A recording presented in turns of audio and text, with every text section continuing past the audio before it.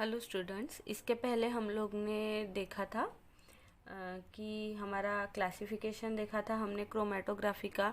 उसके बाद हमने कौन कौन से टाइप्स ऑफ मतलब क्रोमेटोग्राफी होते हैं, उसमें क्रोमेटोग्राफी में कौन कौन से टर्म यूज़ होते हैं और क्या क्या सब कुछ इम्पोर्टेंट होता है वो देखा था। उसके बाद हमने चालू किया था पेपर क्रोमेटोग्राफी।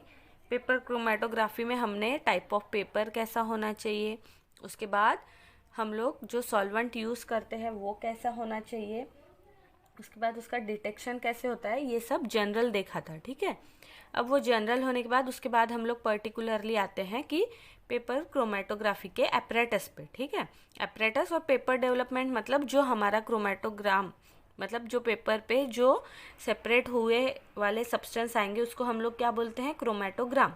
तो एपरेटस और पेपर डेवलपमेंट मीन्स जो क्रोमेटोग्राम मिलेगा वो कैसा मिलेगा, हम उस पर अभी डिस्कशन करेंगे।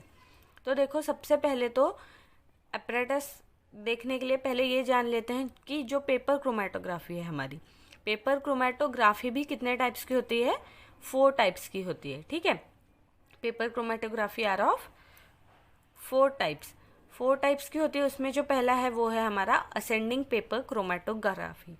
कौन सा है, असेंडिंग पेपर क्रोमेटोग्राफी।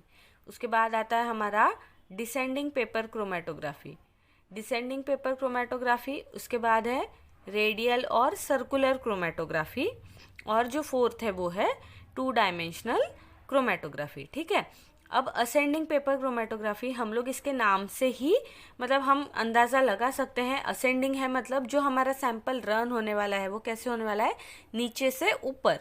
ठीक है, असेंडिंग मतलब नीचे से ऊपर, और डिसेंडिंग में क्या होगा, जो हमारा सैंपल है वो ऊपर से नीचे रन करेगा, इसलिए उसका नाम क्या दिया गया है, डिसेंडिंग क्रोमेटोग्राफी। उसके बाद आता है रेडियल और सर्कुलर।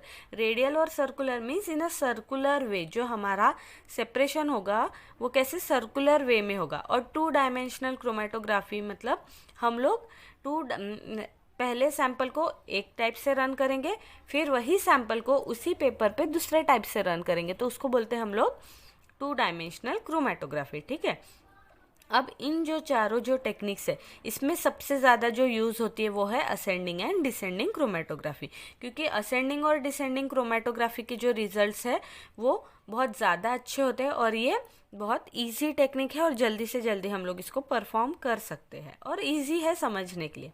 अब उसके बाद जो एपरेटस लगता है हमारे पेपर क्रोमेटोग्राफी के लिए, वो पहला क्या है, देखो, सपोर्ट लगता है पेपर के लिए। पहले तो पेपर लगेगा, पर पेपर आप लोग जो हम लोग पेपर यूज़ करेंगे, ठीक है, वो हम लोग उस चेम्बर में कैसे रखेंगे, तो उस चेम्बर में उसको प्लेस करने के लिए वहाँ क्या लगेगा, हमें एक सपोर्ट लगेगा।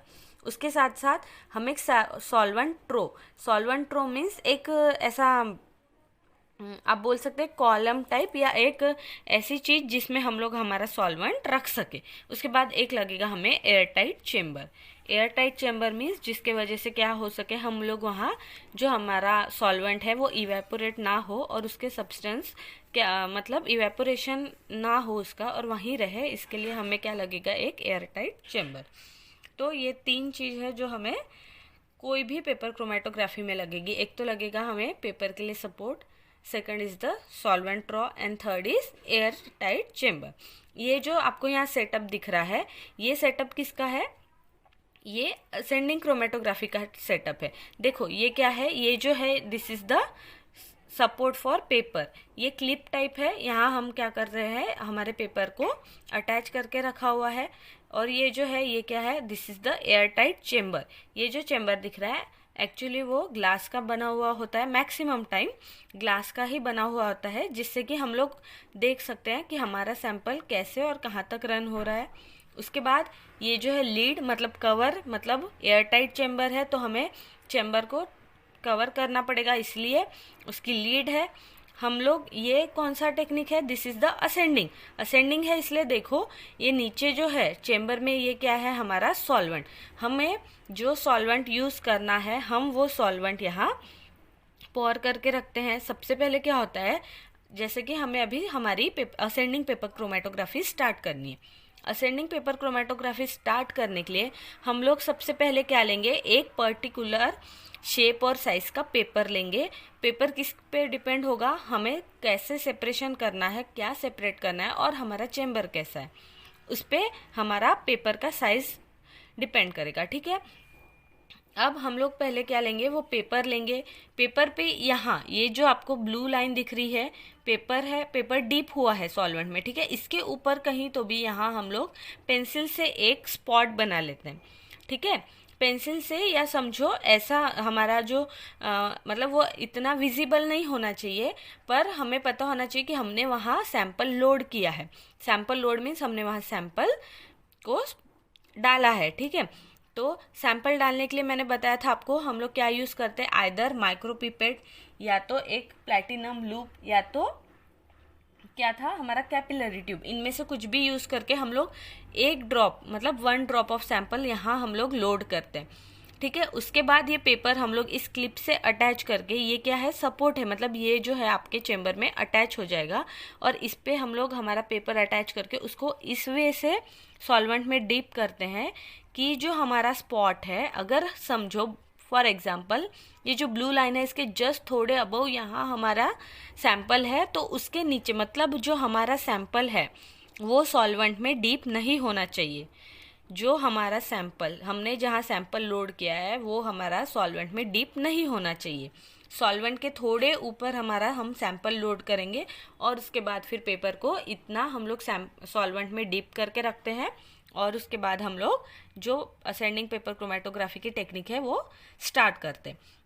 बस हमने यहाँ हमें क्या करना है, एक पेपर लेना है पर्टिकुलर, उसके बाद हमें जो सैंपल दिया गया है सेपरेट करने के लिए, उसके अकॉर्डिंग हमें क्या होता है, वहाँ सॉल्वेंट प्रिपेयर करना होता है। एक बार की सॉल्वेंट प्रिपेयर हो गया, फिर हम लोग एयरटाइट चेम्बर में उस सॉल्वेंट को पोर करते हैं। पोर करके यहाँ सॉल्वेंट रख के पहले हम लोग लीड बंद कर देते हैं, ताकि वहाँ क्या हो जाए, सॉल्वेंट के वेपर से वो जो हमारा चेम्बर है वो सैचुरेटेड हो जाए। वंस हमारा चेम्बर सैचुरेटेड हो गया, उसके बाद हम लोग क्या करते हैं, पेपर लेते हैं।